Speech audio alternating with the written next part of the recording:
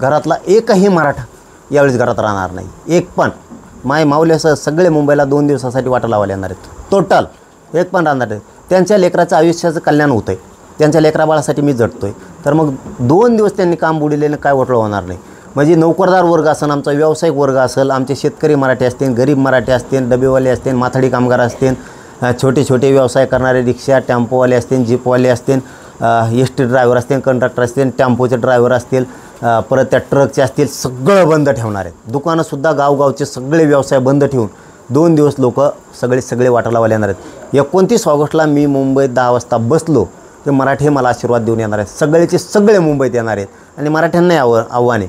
भूतो न भविष्यती असा मराठ्यांचा विजय होणार आहे. ऐतिहासिक ह्या शेवटच्या लढ्यात तुम्ही स्वतः साक्षीदार व्हा. प्रत्यक्ष येऊन सोशल मीडियावर बघून, टी व्हीवर बघून उपयोग नाही.